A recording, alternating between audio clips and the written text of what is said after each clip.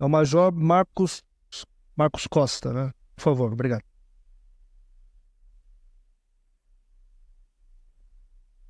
Boa tarde a todos, eu sou o Major Marcos Costa. Vou iniciar agora a nossa apresentação desse artigo intitulado Estudo de Métodos de Calibração Radiométrica de Sensores Ópticos Orbitais, que eu escrevi juntamente com o meu orientador, professor Álvaro Damião, e o meu co-orientador, professor Rui, tá bom?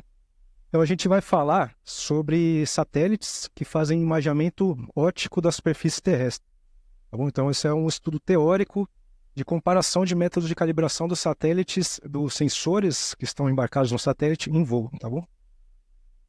O objetivo é que os senhores possam conhecer os 3 principais métodos de calibração de sensores ópticos em voo.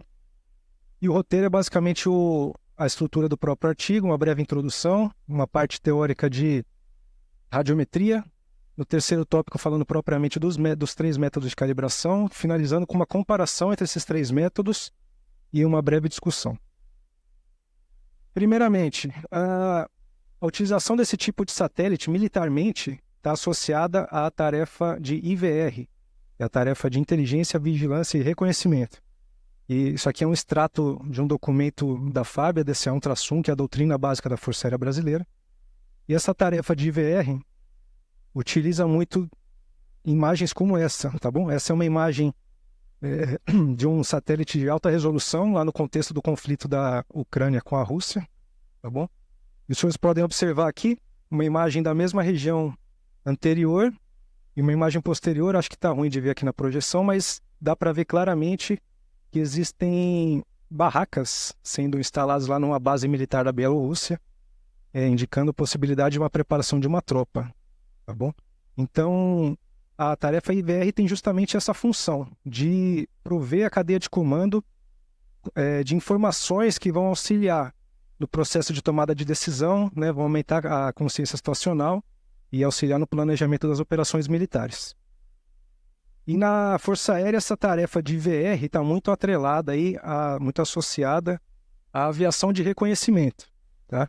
Como, por exemplo, aqui, um equipamento da FLIR, uma câmera termal que está instalada na aeronave SC-105, mas também outras aeronaves como o H-36, ECO e R-99, P-3, que geram imagens no termal como essas daqui. Porém, a própria DCA-1-1, ela também prevê a utilização de plataformas espaciais para esse tipo de tarefa de inteligência, vigilância e reconhecimento, tá?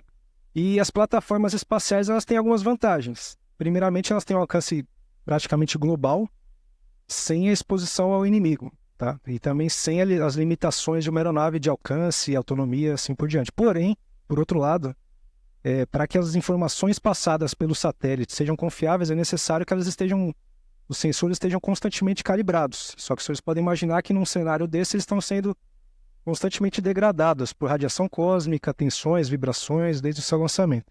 Então a gente tem um problema. Como que a gente vai manter esse satélite, o sensor orbital calibrado em voo? E é justamente isso que a gente vai falar nesse artigo aqui. Então, antes de falar dos métodos propriamente dito, vamos falar um pouquinho, alguns aspectos rápidos teóricos sobre radiometria orbital, tá? Aqui um esquema ilustrativo, só para ilustrar o que acontece com a radiação que sai do Sol, atinge um alvo de interesse e chega no nosso sensor, tá? Primeiramente, a irradiância solar é dada por essa equação aqui, que é lá no topo da atmosfera, que é uma função da geometria solar, que está variando constantemente com a latitude, o horário do dia, o dia do ano, tá bom? E quando ela atinge o nosso alvo, a gente tem essa grandeza de interesse que é a reflectância. Vale lembrar que nessa faixa do espectro que a gente está trabalhando, a faixa do visível, praticamente toda a energia é oriunda da reflexão solar, tá? É praticamente insignificante qualquer emissão própria dos corpos na faixa de temperatura usual aqui na superfície terrestre.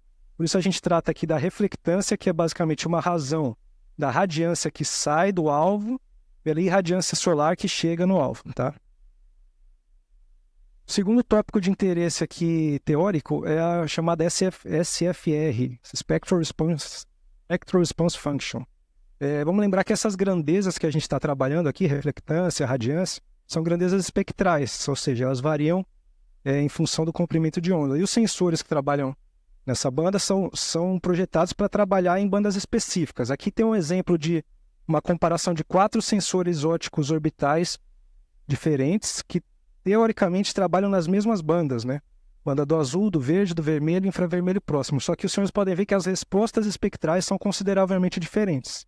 Tá? Então a gente vai ver no decorrer do trabalho qual que é a importância de a gente levar isso em consideração.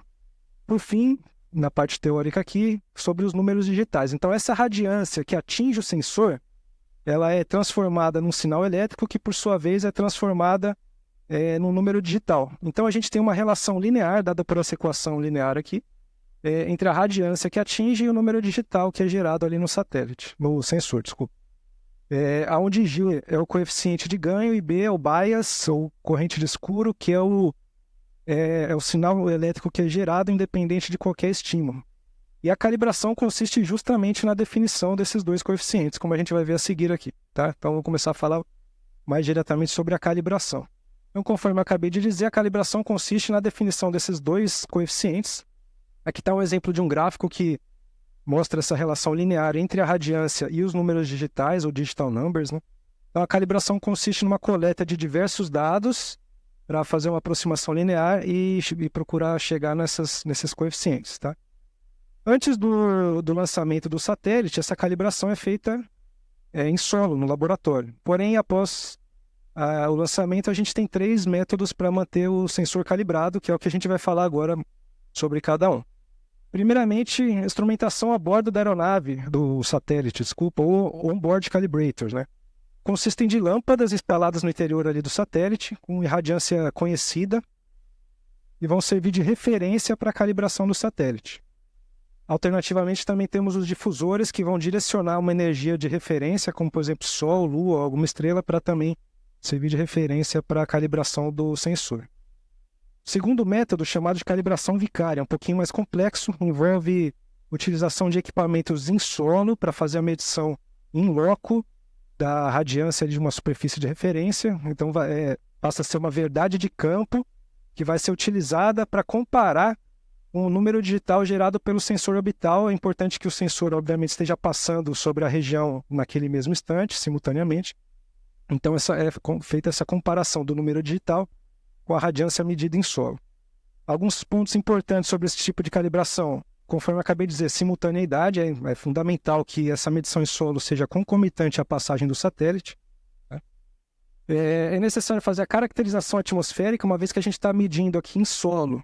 Comparando com a medição lá do satélite, é necessário a gente caracterizar a atmosfera para saber a atenuação que ocorre no meio do caminho. E onde que a gente vai fazer, em qual parte do terreno a gente vai fazer essa medição? Nas chamadas PICS, Pseudo-Invariant Calibration Sites, que são superfícies terrestres supostamente homogêneas, isotrópicas. Lá no artigo tem alguns parâmetros que definem o que é uma PICS ou não. Estou lá no artigo, nas referências desses parâmetros, tá bom?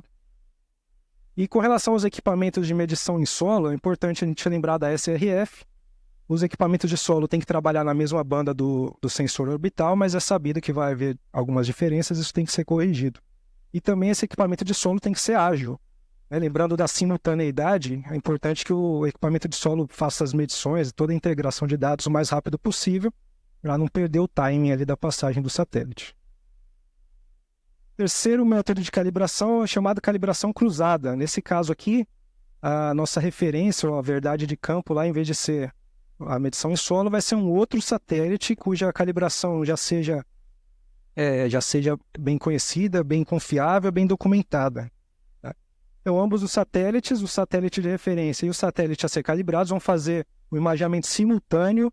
A gente vai ver mais à frente que não é exatamente simultâneo, de uma PICS. Da mesma forma que o outro, a gente precisa utilizar uma PICS, que é aquela área supostamente homogênea e isotrópica. Aqui está o exemplo de algumas PICS lá no deserto no norte da África, tá bom?